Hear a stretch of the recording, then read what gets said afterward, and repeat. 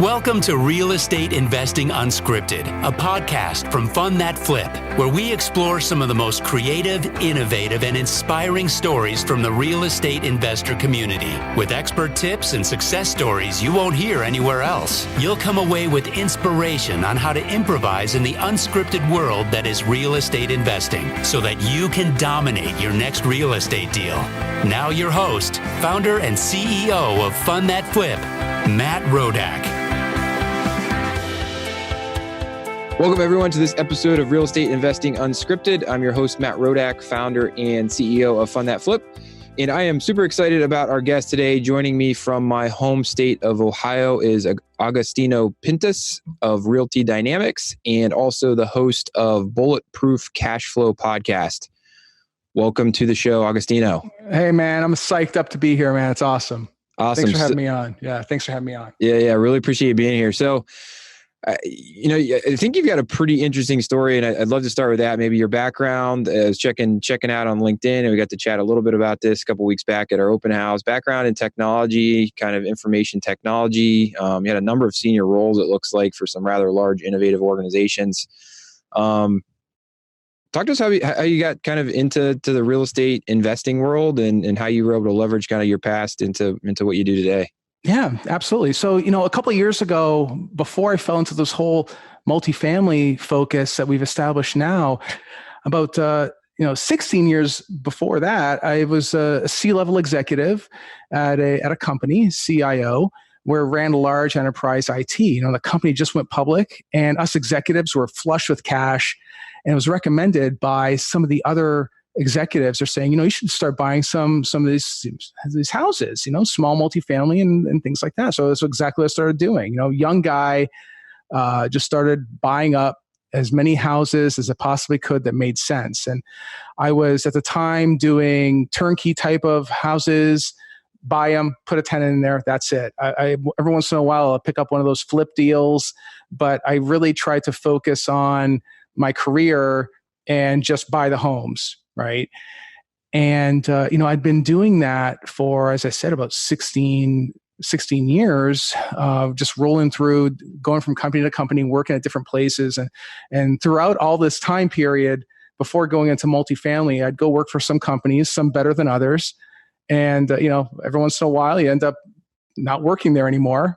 But I noticed that throughout this whole period, that real estate portfolio, that little real estate portfolio that I built out a long time ago in the early 2000s was still producing income. A little bit of income would just trickle in, right? Yep. While working as a CIO, it's those sorts of stints are even though they're really great while they run, a CIO lasts maybe 4 years tops before they go back to go work for another company. And I really didn't want to do that anymore. The only difference between me and the waiter down at the restaurant is that my bills are bigger than him. You're always living in fear when you're working for someone, So I took it upon myself to really focus on multifamily. I had an attorney friend explain syndication to me, and 2 years ago, as I said, just over 2 years ago, I studied everything I can get my hands on. I committed 100% to just doing this type of asset class. And from as soon as I did that, burned the ships, sold everything I had, and went straight into multifamily. That's exactly how I did it. So that's always an interesting kind of, so maybe back us up. So you had this portfolio of homes, however many, you sold them all 2 years ago. Were you still working for someone at that point, or had you kind of, quote unquote, retired from your most recent gig? Or it's funny because when I had worked at a company in Indianapolis, and I left New York City. I used to live in New York City, in Queens, and left New York to go to Indianapolis. And working for that company, earning very good money, working for some great people. Well, when that boss, that CEO, left, I don't know if many of your listeners would know, but at the C level, as soon as the CEO leaves, typically the people right below them that hired them on, they usually end up leaving as well. Mm-hmm. And that's exactly what happened to me. And I'm thinking to myself, how many more times do I need to go through this? Yep. How many more times do I let someone else control my life? And I decided, right, it took a second to really figure this part out. I took some time off and really focus on what I want to do next. And I realized that, just like I said, this real estate portfolio was throwing off money regardless of what was going on in my life. And that's when I figured I'm just going to focus on this. And that's exactly what I did. It's been sitting under my nose for 16 years and it took that long to figure it out. Right. So, yeah. So sold the houses and you're primarily focused on apartment syndication. So just talk us through a little bit for folks that may not be as familiar with what that is. What is apartment syndication? Kind of, what do you do? What do you look for? What's kind of your role in the transaction? All that good stuff. Absolutely. So what my general partners and I do is we go off and we try to find value add properties, right? Properties that are in good locations that maybe need some TLC. Then we take them, we bring them back up to par, we increase the rents, and we of course, drive revenue that way. And of course, we don't take the properties down ourselves. We don't buy them with our own money. We have investor partners that come along with us. They invest with us in those deals for a good, healthy return, as well as all the tax benefits that come along with it. Right. So we typically, and of course, they have ownership, they have equity in the deal, and they also get that preferred return that comes along with it.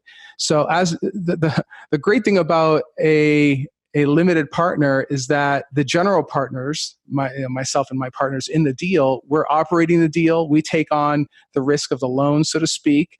We are making sure that things are getting done. We're executing the business plan, and the limited partners get all the benefits of that property as far as the returns are concerned, with none of the downside. So from a syndication perspective in this asset class, it's a remarkable thing for an investor partner to really enjoy. Sure. So why'd you choose to go down the syndication route? I mean, it sounds like you already had a portfolio of, smaller, single family, two to three to maybe four family properties. What caused you to kind of, as you said, burn the ships on that strategy and start with a larger syndication strategy? Yeah, I noticed that the multifamily deals, the small multifamily deals that I had, they were a little bit easier to manage for the property management at the time. And I had properties at that time, they were in Virginia and in Michigan. And but property management as a whole, to try to manage all these properties all over the place, was somewhat of a pain and very expensive. A lot of overhead that went along with it. And, so once this attorney friend explained some of the benefits with syndication, as far as, the obvious, you have, instead of one house or even 100 houses sitting across the city, you have 100 units sitting in one place with one roof. That's great. But aside from that, all the tax benefits that come along with it, it made total sense that that's what I need to be doing. And of course, there's banks that want to lend on those sorts of assets. You can't, trying to get a bank to lend you money on a house is somewhat difficult to do. So at the same type of rate, at a 3 or 4 or even a 5% interest rate, it's tough to do. So it made total sense to me. It made 100% total sense to me. So a bit of an economies of scale game, if you will. Precisely. And what's funny is that many of the people that your listeners may be aware of, as far as popular guys in syndication, I'd never heard of them. It just the model just made sense. It made perfect sense to me. And I think it was the discipline, though, in actually studying it on my own, knowing zero about that business, but having familiarity with the construction side, and of course tenant management, which is a big deal, and how to put deals together, and of course from corporate America as well. All those different things really culminated into building a whole syndication business around it. But I think that the amount of training it took to get over to where we are now, we're closing on 500 units. I'm getting ready to lock up another 150. It's, it takes a great deal of discipline to be able to learn all this stuff that needs to be done, not only from putting a deal together, but also the investor side of things, investor management, vendor management. How do you partner up with your property managers? How do you pick out a good one or a bad one? Things like that. You learned, or at least me anyway, I learned all that in corporate America. So that's one thing I still I'm really happy about. Yep. So this is going to be a loaded question, so maybe I'll have to try to break it down in pieces. But I think one of the things that's really hard for a lot of folks, right, that are trying to get into the real estate game is, and we even deal with this like in our organization. I think every organization, it's to some extent it's called the innovator's dilemma, right, where you've got this thing that's working, and it's paying the bills, if you will, right. If you're a business, that means you've got this product that's working. But you need to innovate to stay ahead, but innovating may also cost you or break what's currently working in your business, right? And the way I think about this for real estate businesses or people that want to get into real estate is like, I've got this 9 to 5, right? It's paying my bills. In your case, it sounds like, you had good income potential there. It sounds like you had just reached kind of a breaking point around like, I'm tired of people controlling my destiny. But what advice would you have, or kind of what was your thought process in going from steady state, even if it wasn't entirely steady state, but you at least know you could probably go and find another CIO or CTO type job, have it for 3 or 4 years. That's still more than, it's less risky than, right, selling all your income producing assets and saying, I'm going to go do this thing I've never done before. Like, how did you think through that? How did you get comfortable with that?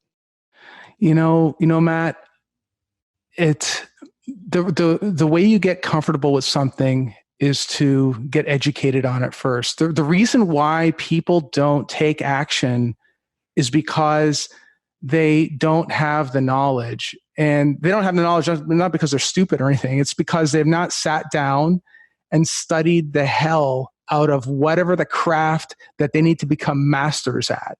And that's the key. I'd say about 5 years ago, or maybe actually 7 years ago, more like 7, I took up boxing and MMA. And there's one thing, even later in life that taught me is to apply great discipline in what you're doing, how to strike, how to block, all those different things. You have to have discipline. If you screw it up, you're going to get punched in the face, and you're going to bust out your teeth. And that's what happened to me several times, right? So you got to get really good at that. And, if that's one thing I learned later on in life is that. And, just like you said, I did not want my future be dictated by someone else, even though, yes, I was earning very good money. But it was more along the lines of, I wanted to live to my full potential. I want to show that I can achieve my full potential. Doing a 9 to 5 is not my full potential, not even close, right? It's just not that. And for some people, they're okay with it, and that's all right. I don't knock them, but once you're out of the matrix and you see what you're capable of doing, right, with enough of the training, and even in the Matrix, they do the same thing. For those people that don't know, it's a movie from the 1999. Great movie. Yeah, it's a great movie. But they download the knowledge, they have the knowledge, and now they can do Kung Fu. Yep. Same thing, except you can't just download the knowledge. You really have to sit down and really apply yourself to learning and absorbing. But I think in my case, though, once I made that decision, I wasn't even entirely clear that was what I was going to do after that last gig. I was figuring it might be real estate. But what it was is just, once I made that decision, I burned the ships, sold everything, studied the hell out of multifamily, networked with the best people I could find. I built the team. I put that all together before I actually bought my first deal. I became a multifamily syndicator before I was a multifamily syndicator. All right. So that's a great point, right? Because I think there's two sides of this. I think there's some folks that, are unwilling or unable for whatever reason to do the work and build the confidence in their knowledge to kind of take the step. And I think there's also a lot of folks that, call it analysis paralysis, where they've been studying for 3 years, 5 years, 10 years, right? But they've never taken action. Like, right. What was that first action that you took? It sounds like you built a team. Like, when did you know, like, all right, we're ready, we're going to do this? And then, like, what was the first thing that you did, or what would be if you could do it again, what would be the first thing that you would do to kind of like move yourself into, the books, into the real world? Sure. The first thing I did, so once I sold everything and I had a little bit of cash on me, I decided, I'm going to buy a multifamily building on my own. If I'm going to go off and raise money eventually, I need to show investors that I'm serious about what I'm doing, right? Yep. I need to say that I at least own a multifamily, like a bigger multifamily. So with what little cash I had, I leveraged it to buy a 12-unit apartment building on my own, right? Did it, underwrote it. I still own that deal. It's freaking awesome. Love that deal. Throws off cash every month. Beautiful. Love it. But at least now I have a story to tell to investors, right? And who's these friends that started off as investor partners and general partners.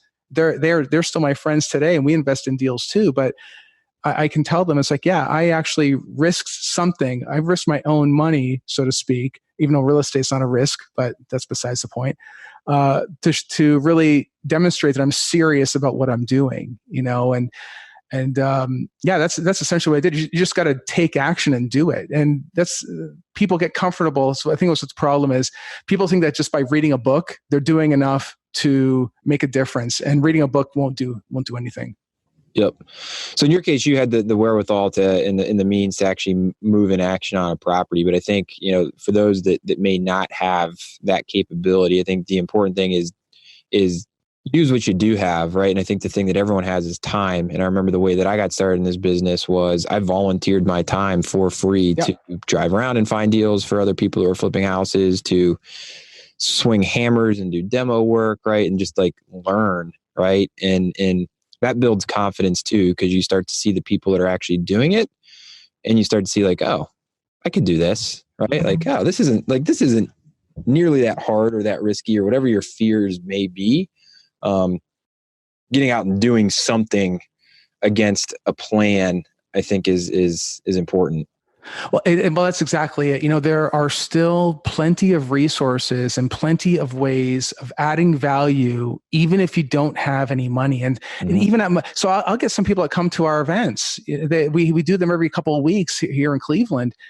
And anybody, if somebody came up to me and they said, I have a deal, I already underwrote it. Here's how it's going to perform. Here's the cash on cash. Here's the IRR. Here's the equity split. Here's all these things, but I don't have any money. But what I am good at, I am a good general contractor. I can do plumbing. I can do flooring. I can do asphalt. I can do all these different things. This is what I bring to the table. I'll be, all right, let's roll, man. You're a GP. Let's roll. Let's go. Let's do it. Yep. But most times, people just don't want to do the work. They don't want to do the underwriting. They just throw a deal at me and they just say, "Here's the deal." I'm like, "Well, thanks, guys. I can't do anything with this." It's like and you know what? I really want to help people get into this business. I honestly do. Yep. But they really have to do some of the homework to try to understand it. And it's not. I'm not going to say it's not hard. It is. It's not easy. Otherwise, everybody would be doing it. Everybody would be very successful at it. But there are resources out there that even for very little money, you can pick up, absorb, and apply it. There's plenty of resources like that out there. Yeah. So like to summarize, maybe I think what we're both talking about a little bit is, right, like, one, get smart on whatever you're trying to do, whether that's apartment syndication, flipping houses, single family rental properties, note buying, whatever it is, like, get smart on it. And I think the second piece of it, right, is what we're talking about is like, do an inventory of your assets, right? And by assets, I mean, maybe that's cash, like what you had, maybe that's skills, maybe that's time, maybe that's unique perspective on a market where you can get properties purchased that no one else can because everybody in the neighborhood, whatever that is, right? Do an inventory of your assets and figure out where you can bring value, and then find partners that have the things that you don't have. Yeah. Put deals together, right? Like, that's right. Yeah. It's hustle. But you know what though, Matt, you did touch on something though too. Your first point is that you have what is your exact precise thing that you're doing. All we do is multifamily. I don't do wholesaling. I don't do industrial. I don't do commercial. I do is multifamily. I do one thing. We have a social media. We have a media business as well, but that media business goes hand in glove with the multifamily business. They rely on each other. Yep.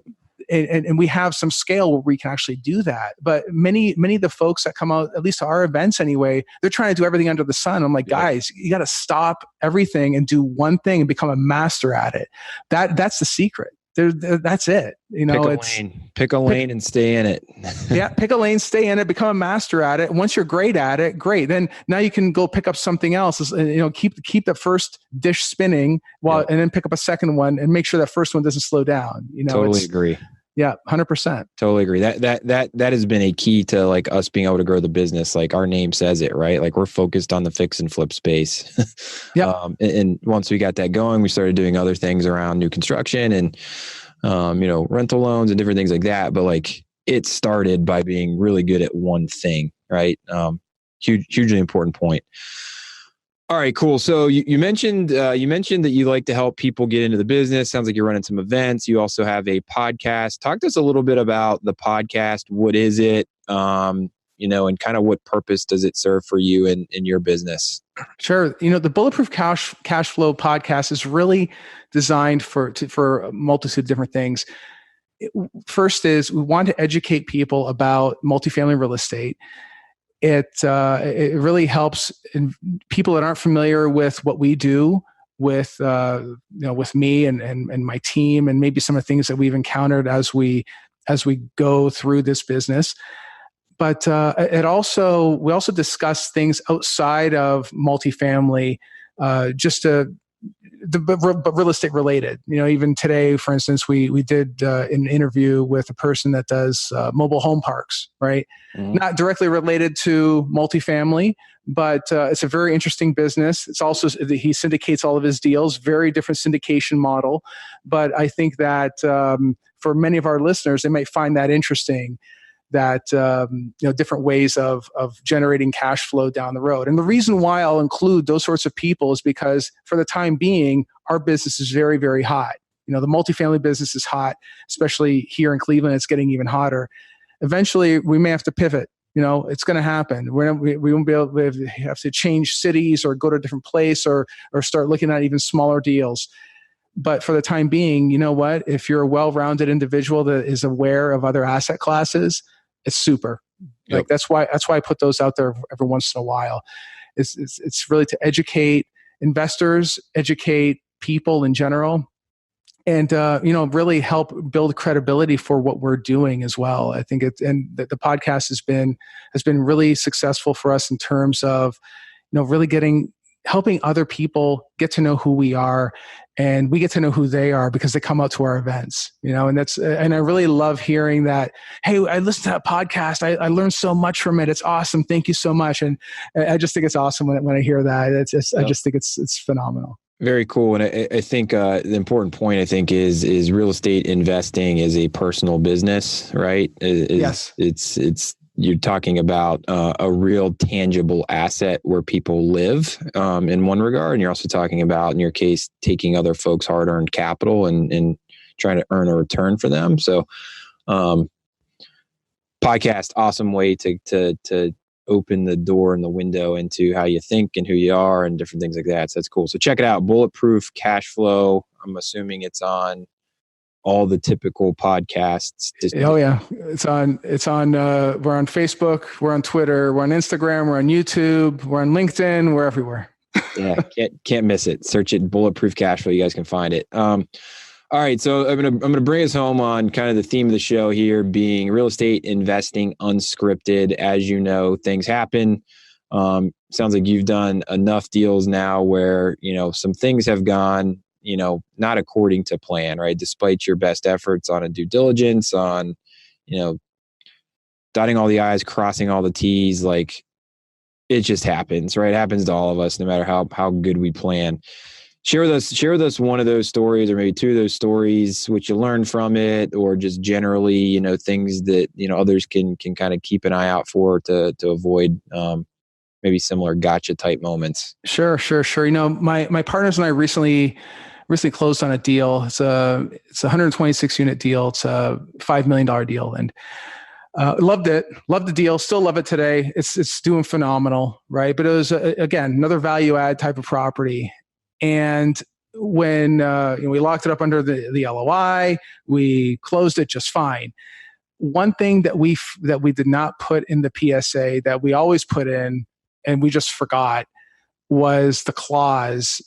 The clause that says that all the units will be rent ready, right? Forgot to do that. So post closing, we're walking through the deal, and we open up a unit, there's no ceiling, Matt. The ceiling is gone. I see nothing. I see steel rafters, and there's no floor. The floor is gone too. Industrial look, man. The new industrial. That's right. And they said that all the units were rent ready, and obviously it wasn't. But we had no recourse because it wasn't in the contract anyway. So for whatever reason, it got left out. It got dropped. I'm not sure what happened. But now we actually make sure that it's in all the contracts. So basically, the clause that says that if all the units are not rent ready, there's some sort of fine. Typically $2,000 or $4,000 depending on your area of where you're listening to this.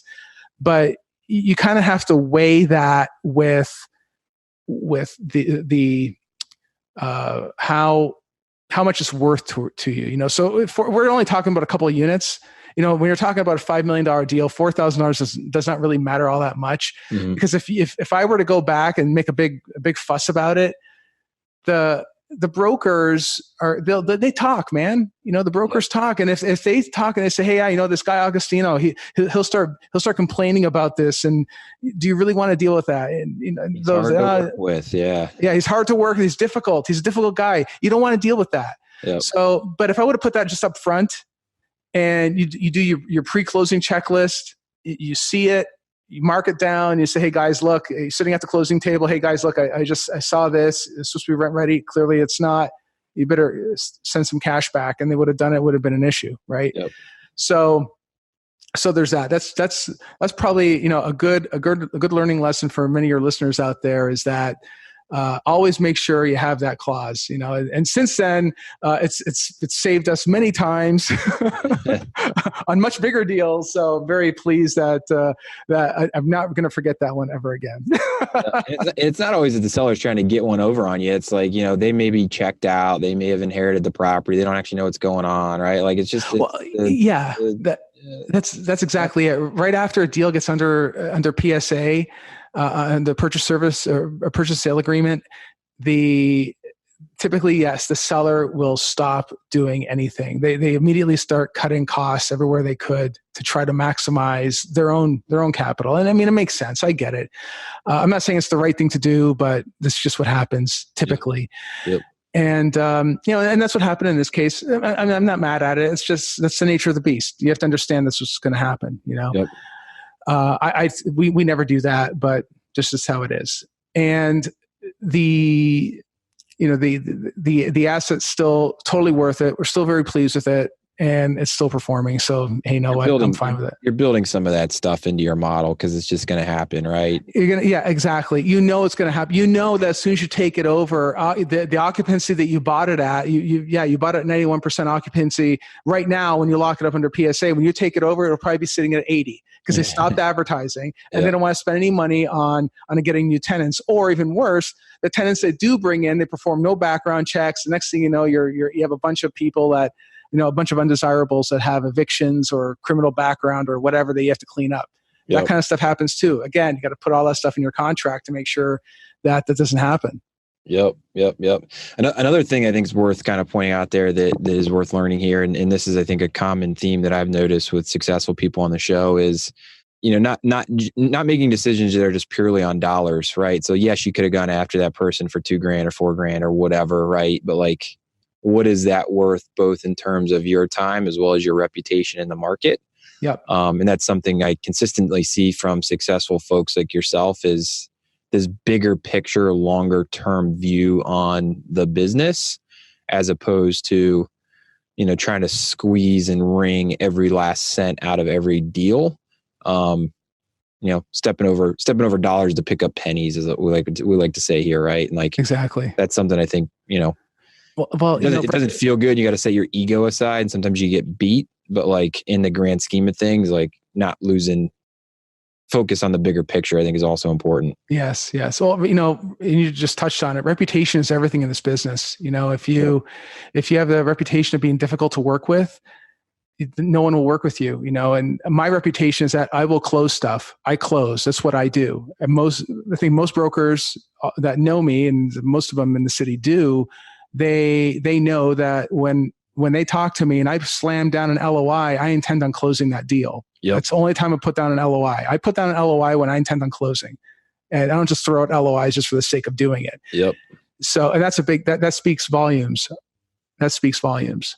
That's important. Totally. You can get better deals because people put a value on certainty of closing. So precisely. And you're not difficult, and you're easy to work with. You're easy to work with.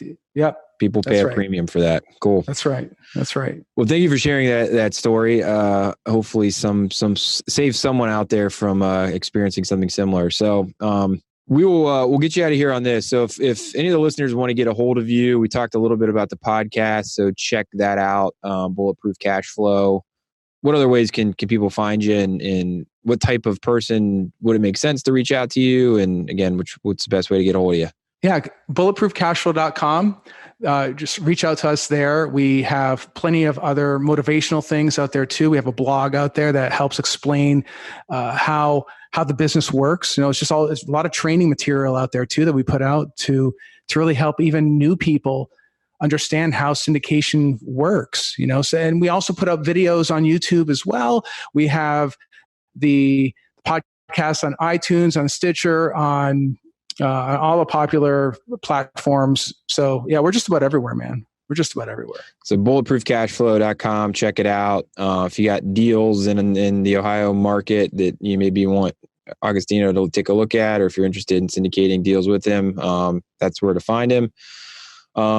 Really appreciate you being here with us today, Agostino. I think maybe just kind of some things to summarize that I've learned, right? Like pick a lane, get smart on that lane, and then take action against that lane, whatever that may be, syndication, flipping, note buying, whatever, right? Figure out a way.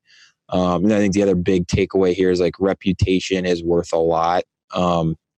Again, I think that's something that's very consistent across the folks that I've gotten to know that are successful is, building a brand, and whether it's actually doing podcasts or even just in your local market with how you operate, interact with the overall ecosystem. It's huge investment to be made, but also, pays off in the long run. Yep. Any parting thoughts from you? Anything I missed? You know what? It's, I'd say that one of the biggest things that people need to do is make their minds up and take massive action. Put the books down, guys. Just do it. Get involved. Roll up get to work. Somehow find a way to get to work. $1 trillion industry. There's enough pie out there for all of us. Get busy. Yeah, exactly. Come out, go out to an event. Go talk to people. Yeah. Go talk to people. There's no money. There's no money in your living room. I promise. There's no money watching Games of Thrones. I promise. Get out of the house.